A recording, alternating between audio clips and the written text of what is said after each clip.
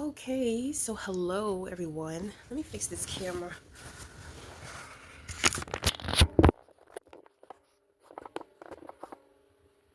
Okay, so today we're going to get into dreams. So I have ever since I kind of been on my self discovery journey, my dreams have spoken to me, but it wasn't until I believe it was 2021 to where I performed a past life regression on myself, and ever since then, like my dreams have not been the same.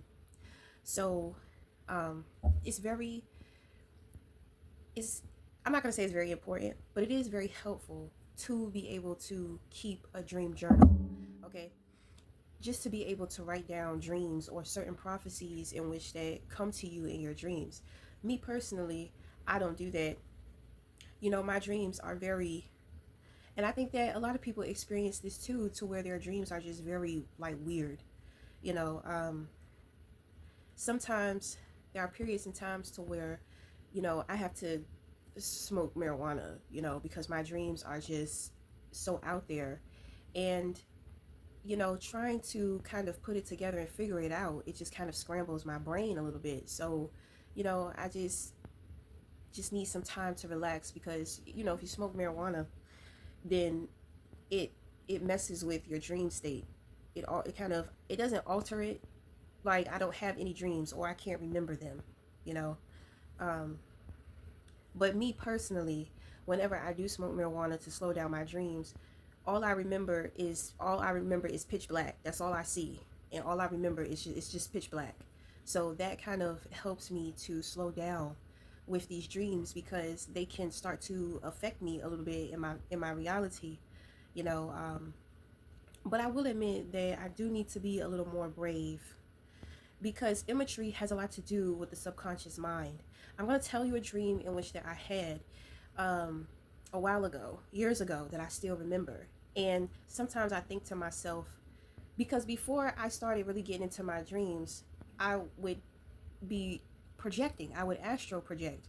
And I would project, people have, you'll hear people talk about what astral projection is. It's as if you just go into this meditative state and it's like you just fly out of your body and you're just walking around the world freely. That's not the way in which that I experienced it. I actually projected through running water, through water, and I also projected through a mirror, you know. Um, but getting back to the dreams, when my dreams started to really begin to speak to me, I had a dream, it was at night and it was a school. And it was an old abandoned school, and it was like modern day. It was run down, it was empty. It had graffiti all over the place, but on the walls there were like certain artifacts, so this is kind of the point in which that I was trying to get to when I start talking about the imagery. you know my mind couldn't process this being a mystery school because I never studied about the mystery schools.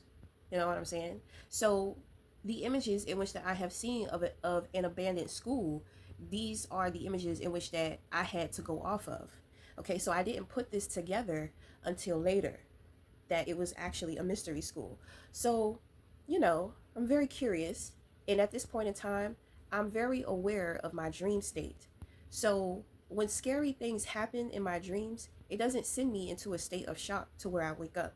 You know, it's like I'm aware that it's just a dream and that a lot of the times my dreams are communicating with me. And so, I'm trying to figure out what the communication is about.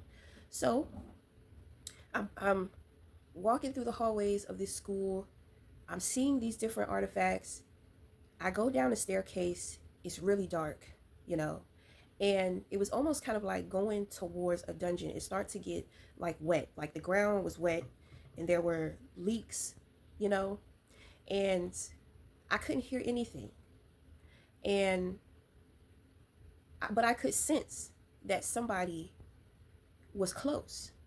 So going down this very long hallway, when I came to the corner of the hallway, it was actually a broken pillar, or something. And there was a guy, and he turned around. I couldn't see his face. All I could see was his build, like was his silhouette, and there was pink outlining on his silhouette. And it looked like he had on a wig, but I mean, I don't know if it was a wig or not, but he had like short hair, and it was like in a bob, you know. He had very broad shoulders, and the way in which that he moved, it was, to me, it was like a magician. So he turns around, and I see him, he sees me, I see the pink silhouette, and then he takes his hand and he blows something in my face. It was pink dust. And I could actually feel the dust on my face and get in my eyes. I kind of felt my eyes get dry, and I wiped my face. And I'm just like, well, what did you do that for? You know? And the guy, he takes off running. And I'm just like, are you trying to tell me that somebody's trying to love bomb me? Are you telling me somebody's putting love spells on me? Like, what are you telling me? you know? So after some time with making my way back up the stairs, just to kind of explore the school a little bit more, it started to erupt like it was about to collapse. And that's when I woke up. Okay? It wasn't until later when I realized that that was actually a past time from one of the mystery schools. Okay? And they had some other things going on and taking place within those schools. And I had actually been chosen, and I had actually been initiated into, um, I want to say, a specific class, or being under a specific mentor, you know. And that makes a lot of sense because I've always kind of been I've always been someone who has, in my past lives, to where I have been into spirituality and magic, we'll say, you know. So I was like, okay, the most recent dream that I had was kind of weird, right? So the first dream is more so of past life. I've had many dreams about being in the circus, about living in the circus.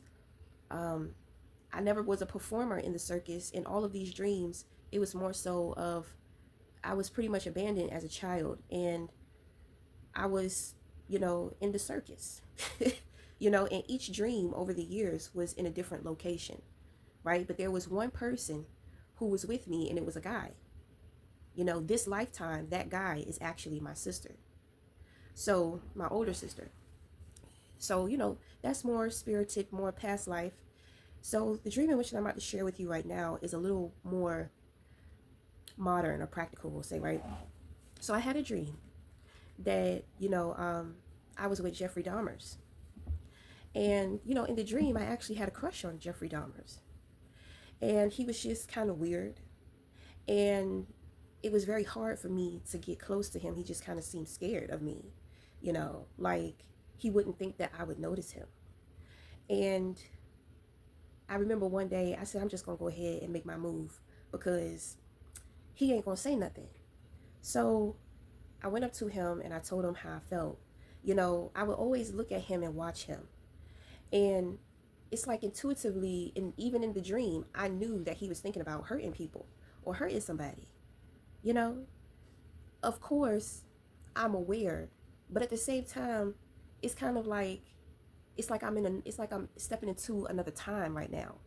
You know what I mean? So I don't fully understand what's going on. I don't understand why I'm attracted to Jeffrey Dahmer's. I don't know. I don't know. But I felt this feeling, and I could actually feel it. And I was just like, I want him. So finally, I made my move towards him. And he just kind of shifted. He didn't really want to be around people. He was always sitting at this table. And like I said, I could kind of intuitively pick up on like thoughts of him wanting to hurt someone. And I was in a cabin. I was with my sisters, and he had a group of friends coming over. And he left, after I told him like how I felt and all that type of stuff. He left and he came back with his friends. And when he came back with his friends, I said, like he got his friends now, so now he's trying to ignore me. So let me be real consistent real quick. Because, I'm sitting up here, I just told him like how I felt, and he trying to act like he don't know what I just said. So, I would kind of like constantly pull him to the side. I would show him and be like very kind gestures and all that type of stuff. And I said, I really want to kiss him, but he just kind of seemed so shy. So, you know, um, we left the cabin and we went down to like a beach, you know, and I made my move, you know, and then he just started smiling. And when we went back to the cabin, it was like he was somebody completely, totally different. Okay. So ever since, um, when I first purchased a firearm, I noticed how mentally it was a shift for me. There were there was a major shooting in the worldwide that everybody knew about, and then there was a major shooting in the next city here, you know. And so the shooting that I had picked up on, it was with the Hispanic guy and shooting the children, you know. Like, I got a big headache and I could just hear somebody's thoughts, you know, and I'm just like, oh my goodness, like I need to work on my mental health. Like it's something so wrong with me right now. Like, why am I having these thoughts? Why am I so angry? Why am I thinking about hurting people? Like I just could not figure this out. My head started hurting real bad, you know. I just and it was hurting for like 3 days, 3 to 4 days, and then that mass shooting happened, you know. And when I found out about the shooting, my head cleared up. So I was just like, well, what the fuck is going on with that, you know? Then there was like a year later, there was another shooting, and I remember talking to my sister. I said, it's about to be another mass shooting, because I could feel it, you know. And I'm just like, somebody is being taunted by a lot of people. Like somebody is being bullied, they're being joked. I said, but it just seems like this person won't stand up for themselves. They won't say anything, you know. So then I found out on the news. I went through the same process with dealing with the thoughts and then dealing with my head hurting. So when I found out about that shooting, my symptoms cleared up, you know. And this guy at the Walmart, he had shot a couple of his employees. They never said why.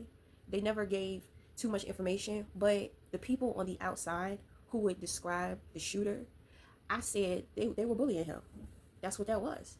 They were bullying him. So, you know, so there's kind of this connection that I know that I have, you know, to it's like a certain level of consciousness, but it's not my consciousness. You know what I'm saying? It's very mentally disturbing.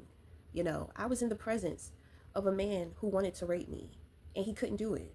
You know, he invited me into his hotel and he tried to get me out of the hotel. He tried to get me to walk with him far away from people, you know. But I was tired because at the time I was homeless and I was tired and he was being nice to me, you know.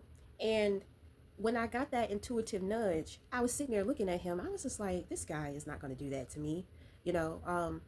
He pulled out a pipe. I don't know if he was smoking meth or if he was smoking crack, but he pulled it out.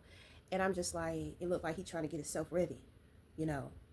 But I don't know. I just wasn't afraid. I think to myself, maybe I was just too tired. But he did everything he could to get me out of that room, you know. And he was a handsome guy. So, you know, a part of me was already going to seduce him. But, you know, when he and I began to talk, I was just like, he has a lot more sense. He has a lot more sense than what he wants me to think. I said, so, you know, I'm gonna just kind of step lightly with this dude. But he just kept trying to get me out of that room. And when he couldn't get me out of the room, you know what he did? He put me out. He put me out. So there's one more thing. But you know what? I'm gonna save that for another video. I'm gonna save that for another video because I'm going to get into telling you about my incarnation reading. All right, but until then, we'll come back and I'll talk again.